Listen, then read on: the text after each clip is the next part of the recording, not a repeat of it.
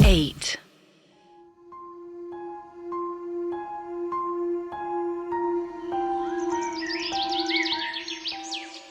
सुबह की आरती का समय हो गया था।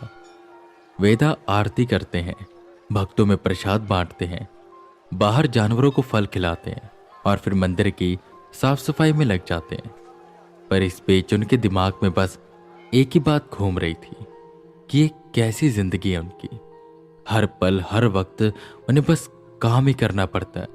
कब कोई नया मिशन आ जाए कुछ पता नहीं है। और सच बात तो ये थी कि वेदा थक चुके थे। उन्हें लगातार इतने मिशन मिल रहे थे कि एक दो केसेस पहले क्या हुआ था वो उन्हें याद ही नहीं था। रोज नए लोगों से मिलना, नई स्पिरिट्स का सामना करना, उनकी एनर्जी सोख रहा था ये सब।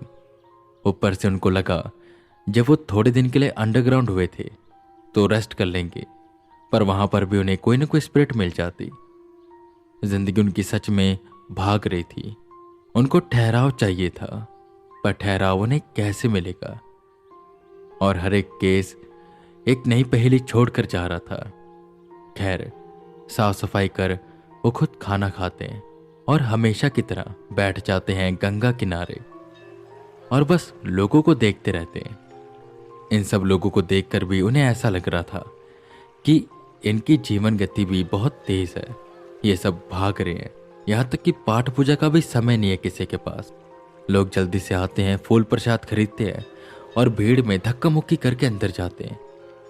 और प्रभु के दर्शन नहीं करने, बस प्रभु की एक झलक देखने। वो झलक देखते हैं, 2 सेकंड माथा झुकाते हैं और फिर चले जाते हैं। और ये लोगों की जिंदगी है यहाँ पर। फिर वो माँ गंगा की ओर देखने लगे। उस जल में भी ठहराव नहीं था। एक तेज धारा में वो जल बहता जा रहा था। रास्ते में कितनी भी चट्टानें आए, कितनी भी बाधाएं आए, पर वो रुकती नहीं है, बस चलती रहती है। और शायद यही जिंदगी भी है, जहां पर कोई भी ठहराव नहीं है। और जहां पर ठहराव आ जाता है वहां पर जिंदगी ही खत्म हो जाती है। पर उन्हें कुछ पल का तो आराम चाहिए ही था। वो ये सब सोच ही रहे थे कि तुरंत उनका फोन बजा। लो, आ गया फोन। कोई नवा मिशन होगा। ए प्रभु, कुछ पल का तो आराम दीजिए। किलसते हुए उन्होंने फोन निकाला तो आर्यन का कॉल था। फोन उठाते ही आर्यन बोला, गुड मॉर्निंग सर, कैसे हैं आप। आज उसकी आवाज में काफी जोश था और वो खुश लग रहा था। गुड मॉर्निंग आर्यन, क्या बात है, बड़े जोश में लग रहे हो, बहुत खुश भी हो। मुझे लगा कोई टेंशन वाला केस आया होगा, पर यहाँ पर तो कुछ और ही बात है। जिस पर सामने से फट से आर्यन बोला, अरे नहीं सर, मैंने आपको आज कॉल कोई मिशन के लिए नहीं बल्कि छुट्टियों के लिए किया है। सर, मैं और मेरे कुछ दोस्त जा रहे हैं घूमने के लिए। रोड ट्रिप होगी, कार हमने रेंट पर ले ली है और जाएंगे मनाली। सर, पूरा मजा आने वाला है और आप भी हमारे साथ चलेंगे। इस बहाने हमें ब्रेक भी मिल जाएगा। आर्यन की बात सुनकर वेदा मन ही मन तो खुश हुए।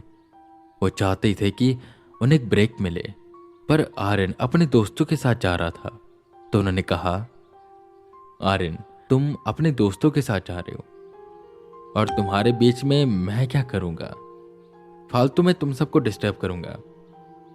जिस पर आर्यन कहता है, क्या सर, आप तो ऐसे कह रहे हैं जैसे आप अंकल हो गए हैं।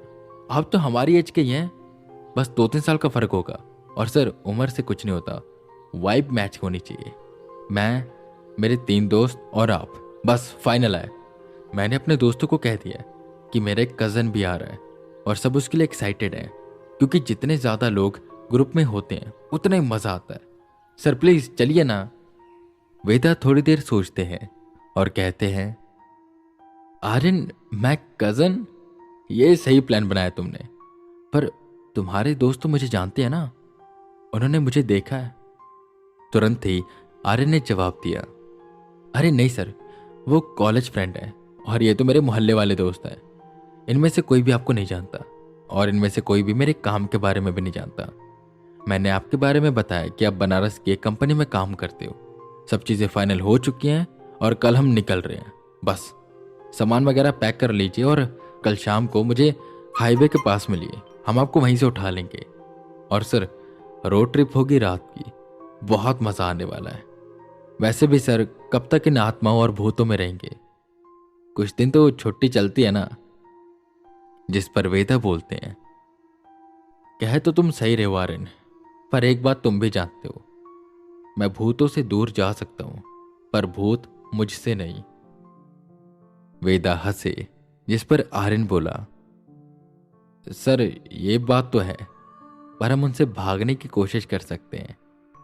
वेदा ने हामी भरी और तैयारी करने लग गए उन सबके साथ जाने की। पर वो यंग बॉयज थे, कूल डूड, और वेदा थोड़े अलग।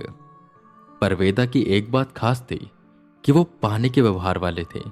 जैसे पानी को हम किसी भी चीज में डालें तो वो उसका आकार ले लेता है, वैसे अगर वेदा को भी किसी भी माहौल में डाला जाए तो उसका आकार ले लेते हैं। जैसे मंदिर में पुरोहित, वर्क प्लेस पे प्रोफेशनल और चिल मोड पर पूरे चिल। सबसे पहले वो गए शॉपिंग करने के लिए, थोड़े फंकी कपड़े खरीदे, हेयर स्टाइल सेट करवाया। और हेयर स्टाइल सेट करवाने का मतलब no funky hair style, normal बाल, बस उन्हें छोटा करा दिया और शिखा हमेशा की तरह लंबी रखी।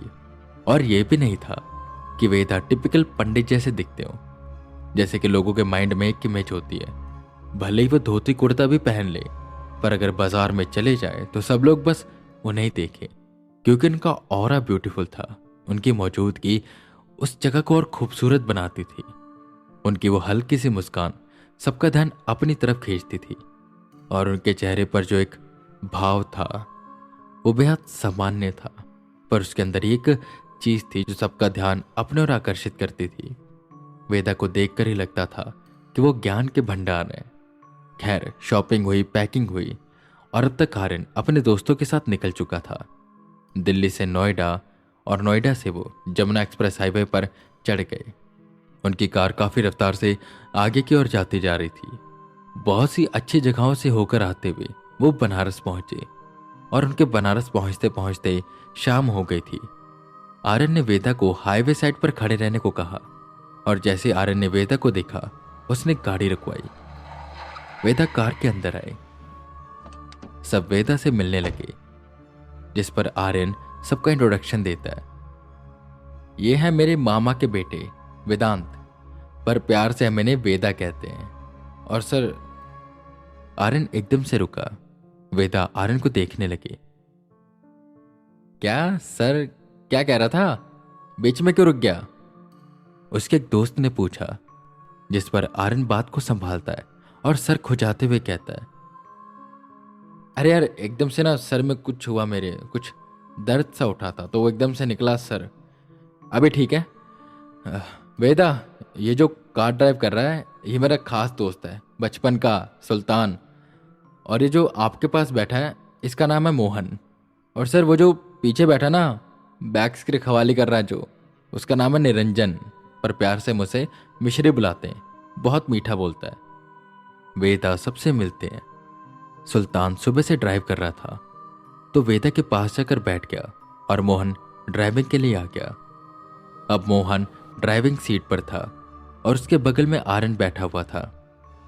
पीछे वाली सीट पर सुल्तान और वेदा, और सबसे आखिर में मिश्री बैग्स के साथ।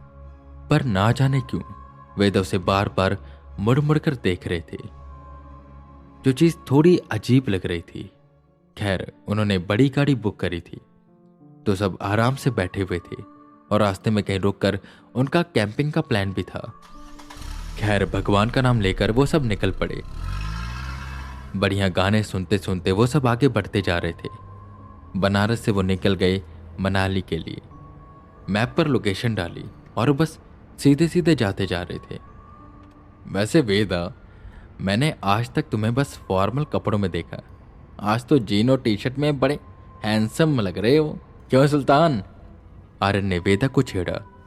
सुल्तान ने भी हामी भरी और थोड़ा शर्माते हुए वेदा बोले, अरे नहीं, वो काम करता हूं तो थोड़ा फॉर्मल पहनना पड़ता है, और तुम सबके साथ जा रहा हूं तो थोड़ा तो स्टाइल मारना पड़ेगा ना बॉस।